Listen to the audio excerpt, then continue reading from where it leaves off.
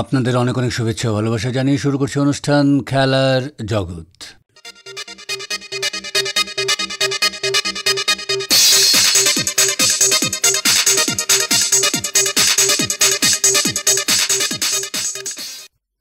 শিলচর জেলা ক্রীড়া সংস্থার ব্যবস্থাপনায় 4 আগস্ট বৃহস্পতিবার থেকে শুরু হলো মৃণালকান্তি দে স্মৃতি প্রথম ডিভিশন প্রাইজ মানি ফুটবল লিগ কাম নকআউট প্রতিযোগিতা। এবারের প্রতিযোগিতায় মোট 6টি দল অংশগ্রহণ করেছে। এ ব্যাপারে মঙ্গলবার আয়োজিত সাংবাদিক সম্মেলনে আয়োজক সংস্থার সচিব অতনু ভট্টাচার্য জানালেন। নমস্কার।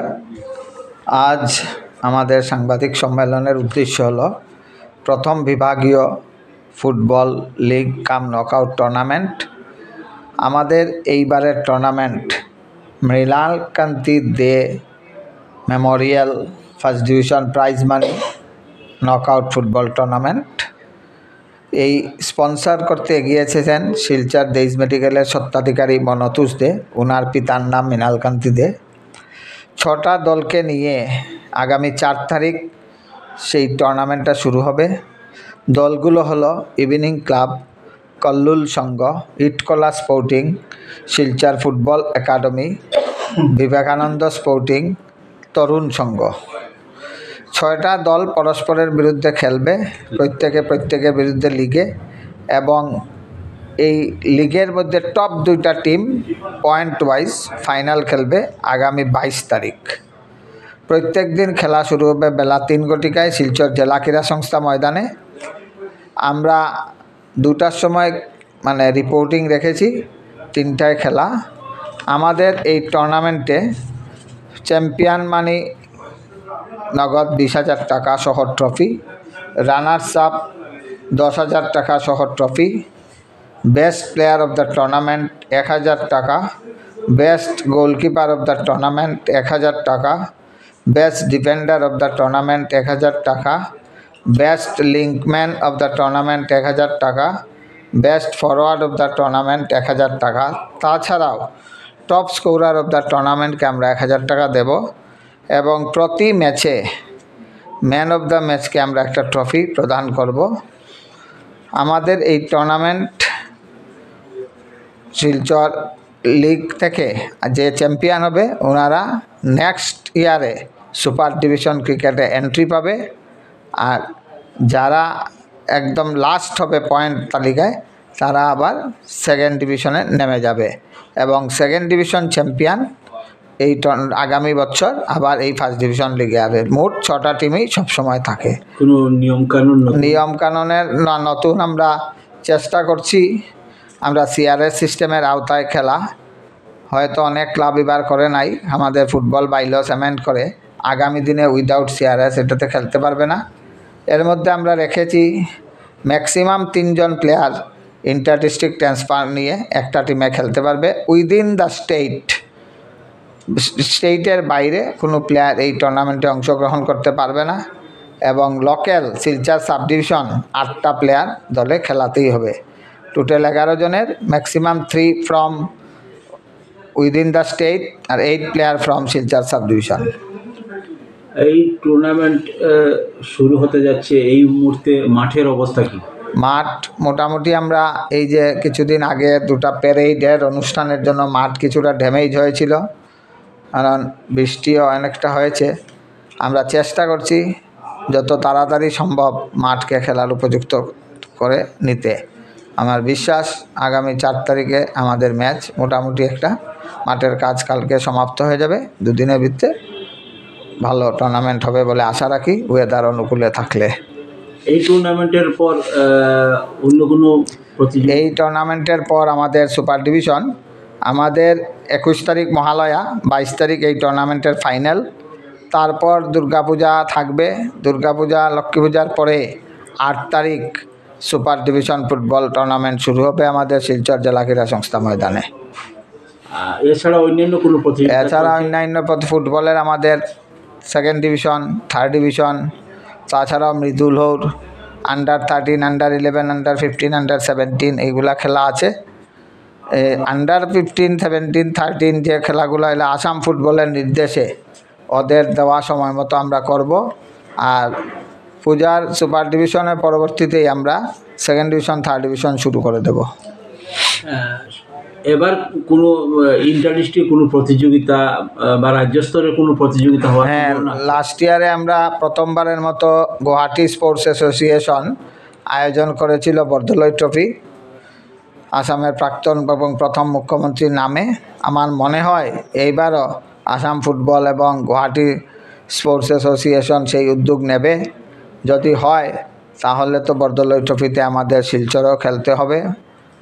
এখন পর্যন্ত কোনো সার্কুলাই আসে নাই, আগামীতে হয়তো আসবে। আসলে তো টুর্নামেন্ট করতেই হবে, যেহেতু আমাদের parent body Assam football association, ওদের নির্দেশ আমাদেরকে মানতেই হবে। বর্তমানে যে ফুটবল যেটা একাডেমি, সেই একাডেমির সর্বশেষ পরিস্থিতি কি? একাডেমি আমরা গত 22 আগস্ট আমাদের ক্লাস শুরু হয়ে গেছে। উদ্বোধন আমরা করেছিলাম 26শে মে জেলা ক্রীড়া সংস্থার প্রতিষ্ঠা দিবসে আসাম ফুটবলের সচিব সংগ্রাম ব্রহ্মর হাত ধরে। তার পরবর্তীতে কিছুটা দিন দেরি হয়ে গেছে, তাও আমরা 22 আগস্ট আমরা ক্লাস শুরু করে দিয়েছি। প্রতি সপ্তাহে শুক্র, শনি, রবি 3 দিন এটা হয়। প্রথম দিন আমাদের 22 জন ছিল। বর্তমানে আমরা দেখছি অনেক ছাত্রই আমাদের এখানে আসছে। ধীরে ধীরে আমাদের একাডেমির প্রসার বৃদ্ধি পাচ্ছে। অলরেডি 40-এর মতো স্টুডেন্ট হয়ে গেছে। আমার মনে হয় আগামী আরও কিছুদিনের মধ্যে একটা ভালো রূপ দেখতে পাবো শিলচর ফুটবল ডিএসএর ফুটবল একাডেমির। একাডেমিতে কোনো মেয়েরাও আছে। এখন মেয়েরার পার্সেন্টেজটা কম, যদি মেয়েরার পার্সেন্টেজ বাড়ে তাহলে আমরা মেয়েদেরও কোচ একজন নিয়োগ করব। বর্তমানে আমরা 3 জন কোচ নিয়োগ করেছি ছেলেদের জন্য। বিভিন্ন ক্যাটাগরি ওয়াইজ আমরা মানে বিভিন্ন ক্যাটাগরি ওয়াইজ আমরা কোচ রেখেছি এবং বিভিন্ন ক্যাটাগরি ওয়াইজ 3টা প্ল্যাটফর্মে এইগুলা ট্রেনিং চলছে। জাতীয় ক্রীড়া দিবস উপলক্ষে শুক্রবার হাইলাকান্দি শহরের প্রশাসনের উদ্যোগে শোভাযাত্রা অনুষ্ঠিত হয়। এছাড়া জেলা প্রশাসন 3 দিনব্যাপী খেলাধুলা বিভিন্ন কর্মসূচি গ্রহণ করে। এ ব্যাপারে আকাশবাণীকে দেওয়া একান্ত সাক্ষাৎকারে জেলা ক্রীড়া আধিকারিক নবীন চন্দ্র রাভা জানালেন। আমি হাইলাকান্দি জিলাতে ন্যাশনাল স্পোর্টস ডে 2025 চনৰে আমি 3 দিনীয়া কাৰ্যসূচী হাতত লৈছে। 29, 30 আৰু 31। তো আজকে প্রথম দিনা 29। আমাদের 6টার সময় মর্নিং 6টার সময় আমার একটা ওয়াক মানে খোজ করা একটা সেশন আছিলে। তো আমি 6টা থেকে আরম্ভ করছি। ওখানে প্রেজেন্ট ছিল আমার DC sir, SP sir, DSP, ADC, assistant commissioner, পুলিচৰ বহুত কৰ্মীবৃন্দ, লগতে বিভিন্ন বিভাগৰ বিষয়ববীয়াসকল আৰু আমাৰ কিছুমান সেল্ফ হেল্প গ্ৰুপ আছিলে, NULM তাতে পাৰ্টিচিপেট কৰিছিলে। এৰাউণ্ড 200-200ৰ ওপৰত মানে পাৰ্টিচিপেট কৰিছে মানে আজি। নেক্সট 7টাৰ সময় একটা আছিলে আমাৰ প্ৰগ্ৰাম য়োগা সেশন আছিলে। য়োগা সেশনটা আমি টাউন হলে করছি হাইলাকান্দি। আচ্ছা। তারপরে আর একটা ছিল আমার চেস খেলা, দাবা খেলা ফর সিনিয়র সিটিজেন্স। তো ওইখানে অনেক লোক পার্টিসিপেট করছে। তো এই 3টা প্রোগ্রাম আজকে আমার প্রথম দিনে ছিল। মোটামুটি ভালো হয়েছে, পার্টিসিপেশন যথেষ্ট হয়েছে। তারপরে কালকে হয় প্রোগ্রামটা 3 দিনের না? 3 দিনের প্রোগ্রাম 29, 30 আর 31। আগামীকাল কি রয়েছে? আগামীকাল আমার আছে ফ্রেন্ডলি হকি ম্যাচ। মানে যেহেতু মানে ন্যাশনাল স্পোর্টস যেটা মানা হয় মেজর ধ্যানচাঁদ, যা মানে হকির মানে উইজার্ড বুলি কোৱা হয়। তো কালকে আমি তার নামের মানে এই জন্য হকি একটা ফ্রেন্ডলি ম্যাচ আমি রাখছি লালা ওখানে করা হবো, লালা রোড কলেজের এখানে। ওইটা কালকে আমার মোটামুটি 3টা-4টার সময় মানে স্টার্ট হয়ে যাবে। তারপরে 31 তারিখে আমার মানে তৃতীয় দিনা হবে। তৃতীয় দিনা আমার কার্যসূচী হবে সাইকেল র্যালি। অংশগ্রহণ করবে আমার মোটামুটি স্কুল স্টুডেন্ট থাকবো, পুলিশ থাকবো, পাবলিক থাকিব, অফিসার্স থাকিব। হ্যাঁ, এরকম আমি মানে যতদূর হয় একটা পার্টিসিপেন্ট মানে আশা করছি। তো সময় রাতিপুৱা 8টা 8:30 সময় হবে। আৰু আমাৰ ষ্টাৰ্টিং পইণ্ট হবে ডিসি অফিস। ডিস্ট্রিক্ট অফিসারকে আমি একটা মানে টার্গেট এটা নেওয়া হবো পুলিশের থেকে কোনটো কোনটো রুটে যাওয়া হবো। হুম। তো এই 3 দিনের কার্যসূচি আমার মানে হাতত নেওয়া হয়েছে।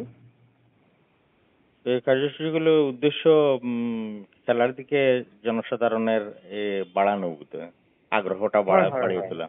হ্যাঁ হ্যাঁ, হুম হুম মানে একটা থিম দেওয়া হয়েছে এখানে, হুম হুম মানে 1 ঘন্টা मैदान में, ডেইলি 1 ঘন্টা मैदान में। হুম তো আপনি ডেইলি যদি 1 ঘন্টা খেলত দিয়ে বা যিকোনো অ্যাক্টিভিটিসত দিয়ে আপনাক নিজকে মানে একটা সুস্থ থাকবে। হুম তো এই একটা মানে এই বছর থিম আর এইটো হুম 1 ঘন্টা খেল কা मैदान में। 1 ঘন্টা। তো হ্যাঁ, ইয়ার উপরে জনসাধারণ যিটো মানে এৱাৰনেছ এইবিলাকতো থাকিবই। মেইন থিমটা হলো 1 ঘন্টা খেল কা मैदान में। এইটো থিম দিয়ে আমি আগবাঢ়ছি এবার। তো এ ব্যাপারে অ্যাওয়ারনেস মিটিং বা সচেতনতা সভাও রয়েছে নিশ্চয়। হ্যাঁ, বিভিন্ন বিভাগে বিভিন্ন ধৰণৰ মানে কাৰ্যসূচী হাতত নিয়েছে। হুম হুম হুম তো আমাদের ডিস্ট্রিক্ট প্রশাসনে আমি আৰু ক্রীড়া বিভাগে মিলি আমি এটা এই 3 দিনের কার্যসূচী আমি হাতত লৈছি।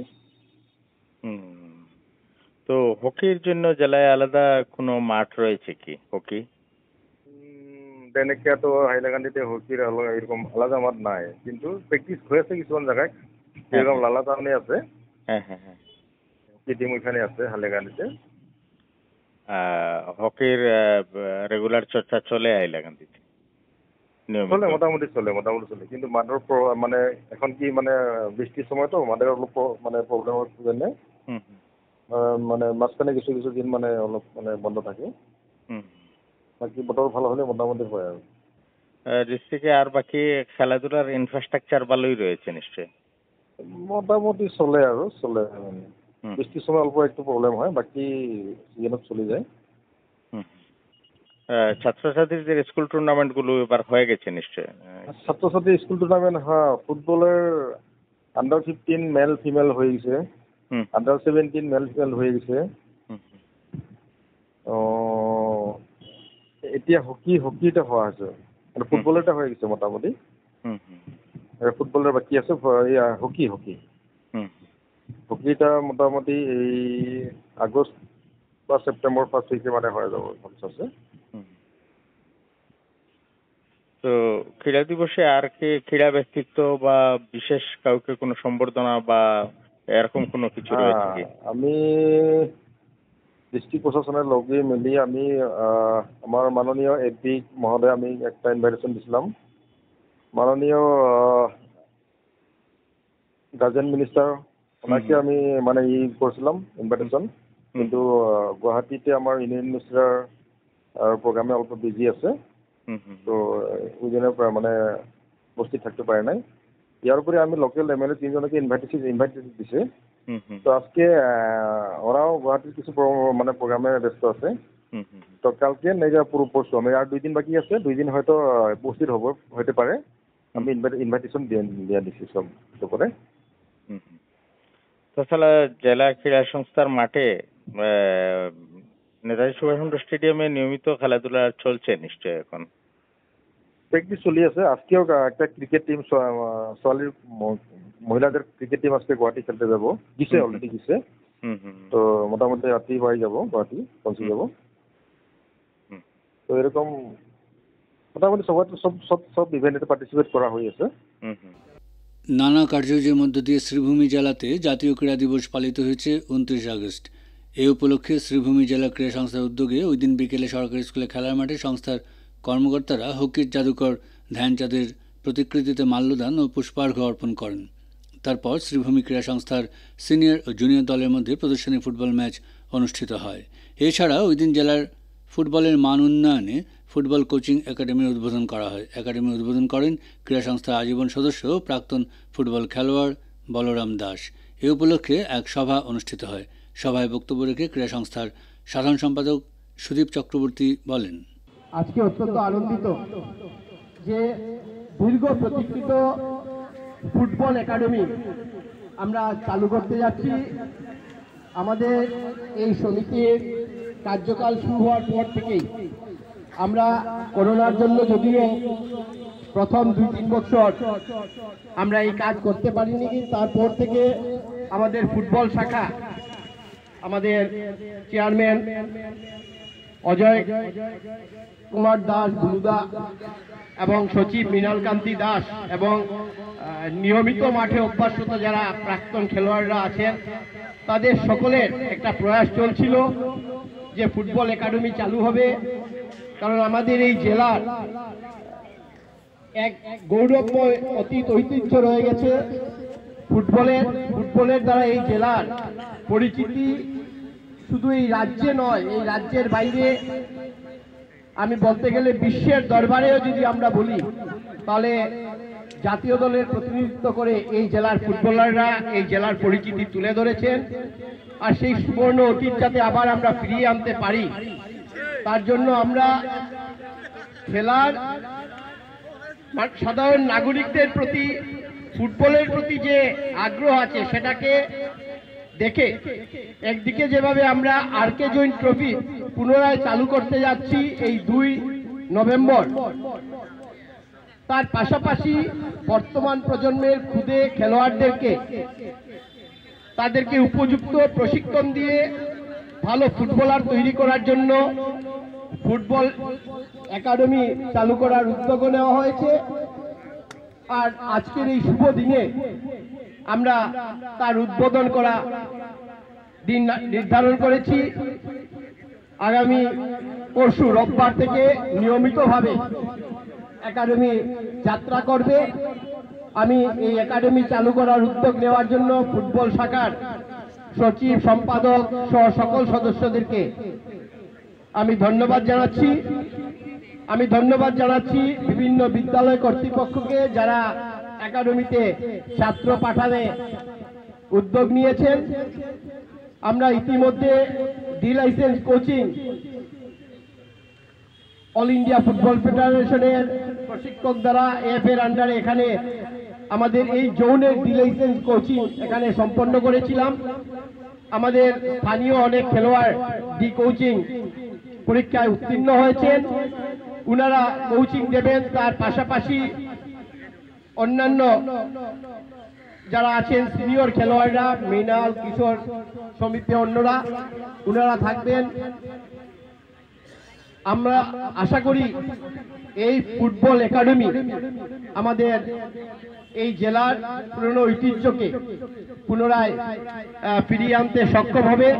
আর আজকের দিনটা আমরা এই কারণে নির্ধারণ করেছি, আমরা জানি আমাদের এই মাঠে যখন 15 আগস্টের কার্যক্রম হয়, স্বাভাবিকভাবে এই প্যারেডের জন্য মাঠে যখন বালু আসে মাঠের অবস্থাটা একটু খারাপ হয়, কিন্তু সেপ্টেম্বর মাস আস্তে আস্তে মাঠ আবার তার একটা সুন্দর স্থানে পৌঁছে যায়। আর আমরা ইতিমধ্যে যেহেতু আরকে জুনের জন্য আমাদের এই মাঠ আমরা কিছুদিনের জন্য বিভিন্ন খেলা বন্ধ রাখবো, তার পাশাপাশি আমরা একাডেমি চালু করার জন্য আমরা নীলমণি স্কুলের মাঠকে আবার তৈরি করার চেষ্টা করছি, মোটামুটি যাতে সেখানে আমরা এটা চালিয়ে রাখতে পারি।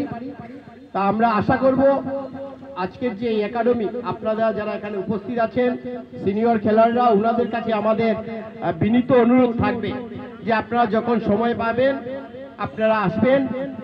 এই খুদে খেলোয়াড়দেরকে আমাদের যারা প্রশিক্ষণ দেবেন, প্রশিক্ষক তারা তো দেবেন, কিন্তু আপনারা যদি তাদের সঙ্গে আলোচনা করে অন্তত একটা টিপস তাদেরকে দিয়ে যান, তাহলে এই বাচ্চারা উপকৃত হবে।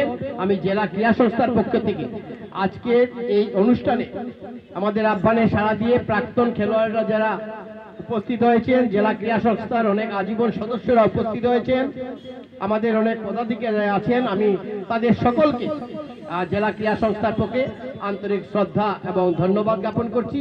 আপনাদের সকলের সুপরামর্শ, সকলের সহযোগিতায় জেলা ক্রীড়া সংস্থা আরো এগিয়ে যাবে এই আশা রেখে আমি বলরাম দাকে, যে ওনার শারীরিক অসুস্থতার জন্য আমাদের আহ্বানে সাড়া দিয়ে শিলচর থেকে উনি এসেছেন আমাদের আজকের এই কার্যক্রমে অংশগ্রহণ করার জন্য, আমাদের আহ্বানে সাড়া দিয়ে উনি আজকের এই উদ্বোধন কার্যসূচির উদ্বোধক হিসাবে দায়িত্ব অর্পণ করবেন, তার জন্য উনার প্রতিও আমি আমার কৃতজ্ঞতা জ্ঞাপন করছি।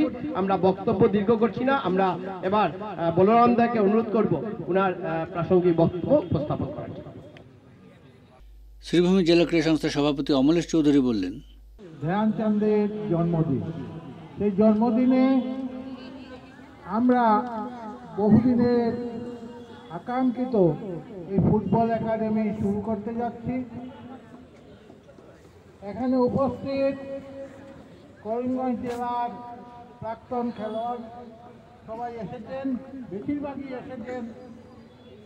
আমি আশা রাখছি বা আমি কথা দিচ্ছি বলতে পারেন, আপনাদের মনে একটা সন্দেহ আছে যে এই মাঠটা কি ঠিক হবে। আপনারা জানেন যে 15 আগস্টে এই মাঠে বালু পড়ে এই মাঠটা আবার পুনরায় সেই ধ্বংসের দিকে চলে গিয়েছিল। আমরা এই কয়েকদিনে এই মাঠটা কিছুটা ঠিক করতে পেরেছি। তবে আমরা কথা দিচ্ছি যে এই মাঠ আর্কজৈনের আগে এটা ফুটবল খেলার মাঠই হবে। এটা আমরা যেভাবেই পারি, এবং প্রাক্তন খেলোয়াড়দেরকে অনুরোধ করব, আপনারা এসে দেখে যাবেন যে মাঠটা কীভাবে হচ্ছে। যদি কোনো আপনাদের অভিজ্ঞতা দিয়েও আমাদেরকে কিছু বলবেন যে মাঠের এইসব জায়গায় এই করলে ভালো হবে, তবে আমরা উপকৃত। এটা আপনাদের কাছে আমাদের অনুরোধ রইল। আর একাডেমি আমাদের এখানে এখন মাত্র 37 জন ছাত্র ভর্তি হয়েছে। আমরা আশা রাখবো এই কয়েক মাসের ভিতরেই এটা 100 দিয়ে পূর্ণ করব। আর বিশেষ কিছু বলছি না, এখন একটি প্রদর্শনী, সিনিয়রদের একটি প্রদর্শনী ফুটবল খেলা হবে।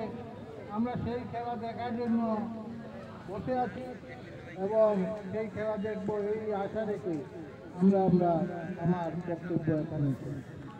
জেলা ক্রীড়া সংস্থার আজীবন সদস্য ও জেলা ক্রীড়া সংস্থার প্রাক্তন ফুটবল রেফারি আশিস দাস সভায় বক্তব্য রেখে বলেন, বর্তমান কমিটি প্রতিটা সদস্যবৃন্দকে আমার হৃদয়ের অন্তঃস্থল থেকে ধন্যবাদ জ্ঞাপন করছি। নিশ্চয়ই তাদের ধন্যবাদ প্রাপ্য। আমার একটা কথা মনে হয়, স্কুল থাকলে যেমন ছাত্রের প্রয়োজন হয়, ঠিক সেইভাবে শিক্ষকেরও প্রয়োজন হয়। আজকাল মা বাবারা তাদের সন্তানদের একটু বড় হলে এই সন্তানদের ক্রিকেটের প্রতি অনুগ্রাহী হতে উৎসাহিত করেন। কিন্তু ফুটবলের যে আনন্দ, যে ঐতিহ্য করিমগঞ্জে ছিল, তা আজ লুপ্তপ্রায়।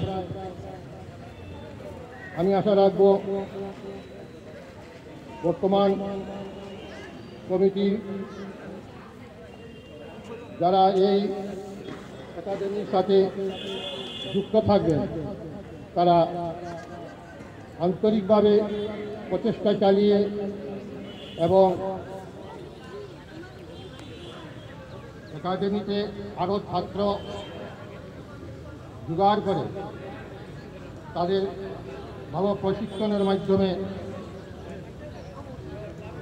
ভালো খেলোয়াড় তৈরি করে তুলবেন, তাতে করিমগঞ্জের যে লুপ্তপ্রায় ফুটবলের মান তা আবার পুনরায় ফিরে আসবে বলে আশা রাখি। আমি আবার বর্তমান জেলা ক্রীড়া সংস্থার বর্তমান কমিটিকে এই ফুটবল একাডেমি শুরু করার জন্য ধন্যবাদ জ্ঞাপন করে আমার বক্তব্য শেষ করছি।